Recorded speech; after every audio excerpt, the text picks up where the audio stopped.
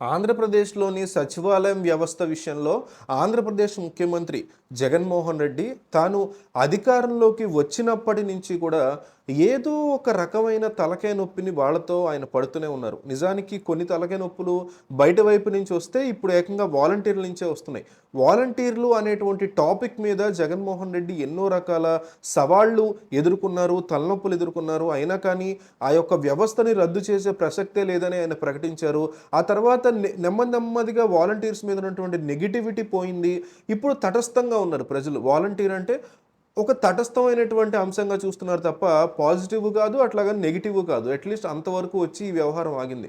కానీ ఇప్పుడు ఇదే వాలంటీర్లు ఎవరైతే జగన్మోహన్ రెడ్డి ప్రతిష్టాత్మకంగా తీసుకొచ్చి తన ప్రభుత్వంలోనే ఒక కొత్త నూతన ఒరవడికి శ్రీకారం చుట్టారో అదే వాలంటీర్లు ఇప్పుడు ఆయనకి ఒక పెద్ద తలకాయ నొప్పిగా మారారు.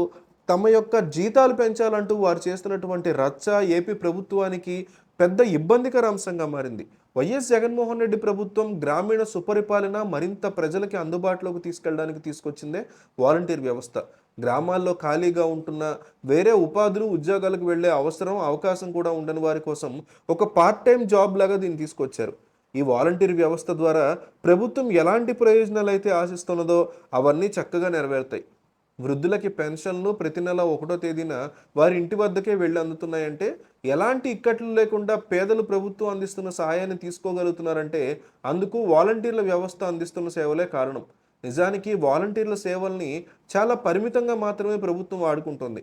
వారిని స్వచ్ఛంద సేవకులుగా గుర్తించింది. వారికి గౌరవ వేతనం చెల్లిస్తోంది.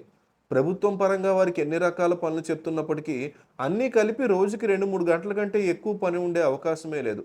ఇలాంటి నేపథ్యంలో సంక్షేమ పథకాల అమలు అనేది మరింత పారదర్శకంగా తయారు చేయడానికి, ఆ రకంగా పేదలకి మేలు జరగడానికి ఈ వ్యవస్థ ఎంతో ఉపయోగపడుతుందన్నది అనుకుంటూ ఉండగా, ఇప్పుడు వారి సమ్మెకి పూనుకోవడం ప్రభుత్వానికి ఇబ్బందికర పరిణామంగా మారింది.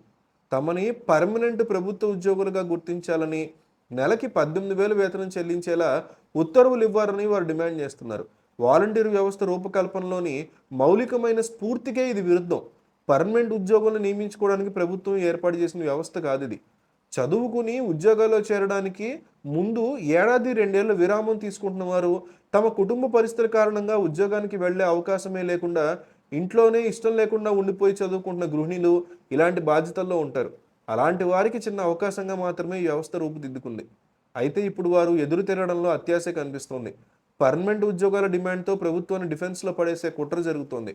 ప్రభుత్వం ఎంతో ప్రతిష్టాత్మకంగా ఆడుదాం ఆంధ్ర కార్యక్రమాన్ని నిర్వహిస్తుంటే అందులో పాల్గొనకుండా వాలంటీర్లు సమ్మె చేయడం దుందుడుకు చర్యగా కనిపిస్తోంది.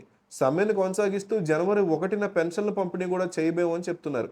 వాలంటీర్లు వ్యూహాత్మకంగా ఎన్నికలు సమీపిస్తున్న సమయంలో ప్రభుత్వం మీద ఒత్తిడి తేవడానికి ఇలాంటి పనులు చేస్తున్నారని, ఈ సమస్యను ప్రభుత్వం చాలా తెలివిగా ఎదుర్కొంటుందని, వారికి ఖచ్చితమైన షాక్ ఇస్తుందని అంటున్నారు.